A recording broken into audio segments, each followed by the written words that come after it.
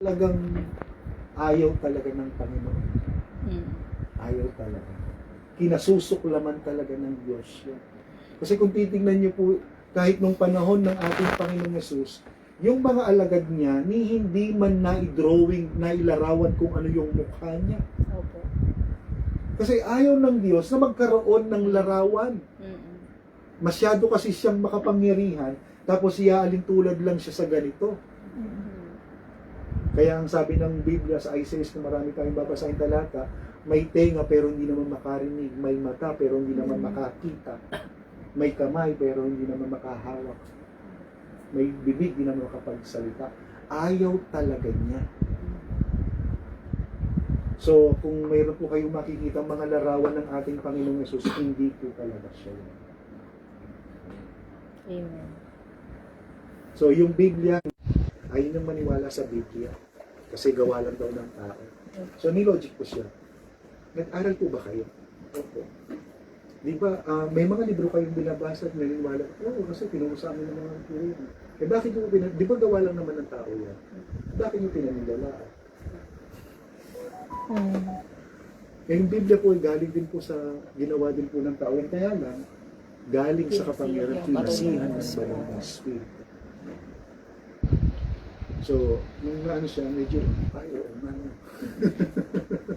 nilogic ko lang po siya kasi nung tanong niya yun na bakit ano paniniwalaan yun gawa lang ng tao yan. Eh yun, nakatapos siya ng pag-aaral. Bakit yun? Gawa lang din naman ng tao yun eh. Kaya ang Biblia, gawa nga ng tao pero kinasihan, sinamahan ng banal na Espiritu sa kapangyarihan ng banal na Espiritu. Hindi kayang isulat ni Moises yung paglikha kung hindi siya tinulungan ng banal na Espiritu. So, yun po. Sana naliwala na rin. Okay po. May nakon ko lang po. Lumabas lang po sa wall. So, Yung yun sa Pero Google. maganda yung Baka may tanong na yun. tanong ka pa. Maganda. Nag-notification. Baka may tanong ka pa. Maganda yung Ako, tanong na bago yun. tayo nagsabi. So, yun yung tanong patungkol doon sa ano ba yung, isang mahalaga po Oo, yun. mahalaga Kasi yun. maraming Talaga. mga tao Maraming ayaw tao. maniwala sa Biblia. Totoo po yan. Tapos sasabihin nila, para-paras naman ng Biblia, pero bakit napakadaming relihiyon?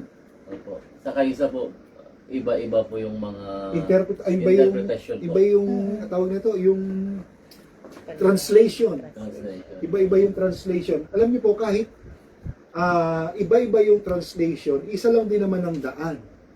Katotohanan ng buhay. Walang iba kundi yung Panginoong Yesus. Kahit kami, ang merong nasa kahit sabihin natin tama yung interpretasyon, pero kung yung buhay ng tao wala doon sa Biblia, useless din.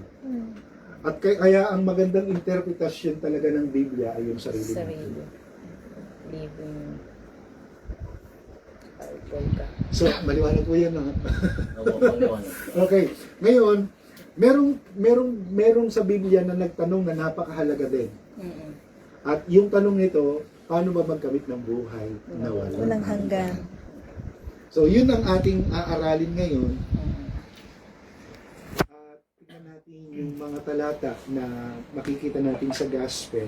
Merong isang lalaking mayaman at meron ding isang tagapagturo ng kautusan na nagtanong kung paano magkaroon ng buhay na walang hanggan. So, simulan muna natin yung mayamang lalaki. At gusto kasing inuugnay yung ating mga pag-aaral mula doon sa Ten Commandments sa inaral niya. Para kasing puno yan eh.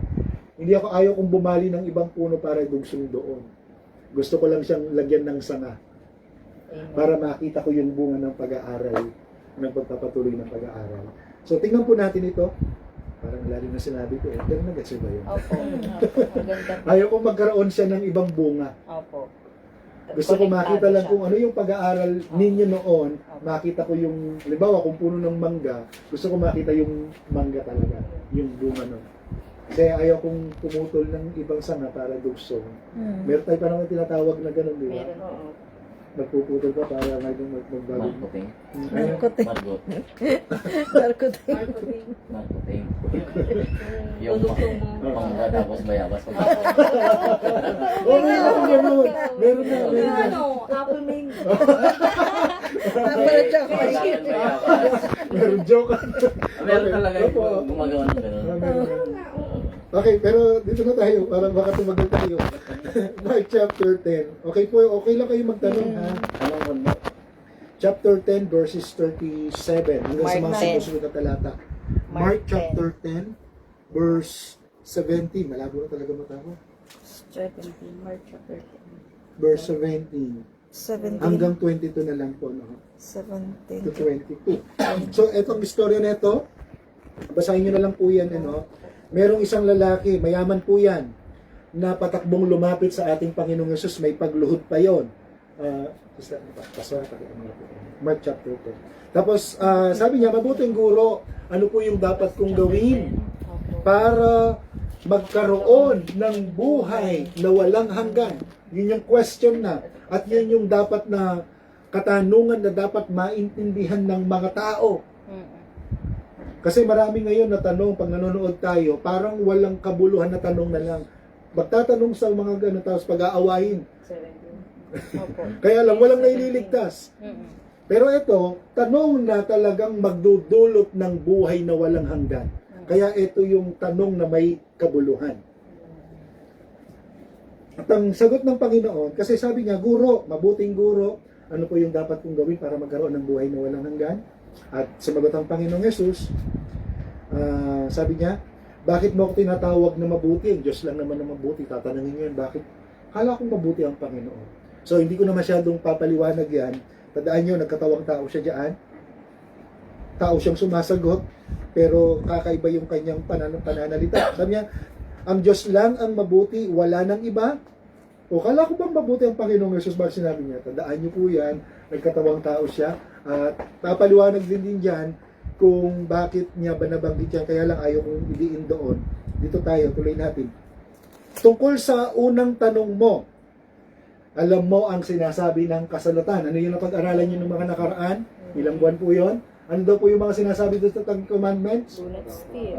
Huwag kang papatay, huwag kang mangangalunya, huwag kang magnanakaw, Huwag kang sasaksi ng walang katotohanan. Huwag kang mandaraya. at igalang mo ang iyong ama at ina. Tapos, anong sagot ng lalaki? Yun ang sinabi ng Panginoon. Anong sabi ng kautusan? Tapos, anong sabi ng lalaki? Guro. Ginagawa sa aking pagkabata. Opo, mula nung ako'y bata pa, mula nung pagkabata ko, sumusunod na po ako sa lahat ng yan. Oh, lahat. Wow! Kung titingnan natin, reliyoso siya. Hindi lang siya may alam, maalam siya pagdating sa kautusan.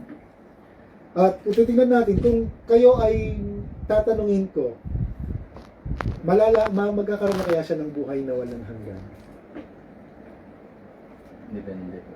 Depende. Kayo po, kasi sinusunod niya yun mula pagkabata. Sister, ano pa?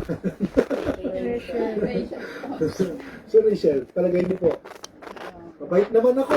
Di ba meron tayong pananaw na ako, mabuting tao naman ako, mabait ako, malalangit ako. Opo. Yung nung hindi ko pa Sige. kilala ang Panginoon, parang ganun lang yung kaisipan. Wala Basta, naman akong hindi na- tinatapakang tao. Wala naman napakang tao. Mabait Oo, kasi, naman ako. totoo po. Di ba ganyan ang pananaw natin dati? Mabait naman ako. Magalang naman ako sa mga Magalang, magulang ko. masunurin. Masunurin po ako. Kung titingnan natin, parang Okay na. may buhay na walang hanggan. Ligtas na. Ligtas na. Kaya lang, siyempre kung merong tayong paniniwalaan sa sagot ng maraming tao, Yes. unang-una nating paniwalaan yung sagot ng Panginoong Jesus. Amen. Kasi tingnan niyo po yun dyan, sabi niya, tinignan siya ni Jesus ng may pagmamahal at sinabi, isang bagay pa ang kulang sa iyo. So, tama ang ginagawa mo. Opo. Tama. Parang gano'n lang yan. Tama ang ginagawa mo, mabuting hindi ka pumapatay, hindi ka nangangalunya, hindi ka sumasaksi ng kasinungalingan ng iba, hindi ka nagnanakaw, ano pa, etc. etc. Ginagalang mo yung, tama yan, tama. Kaya lang may kulang pa.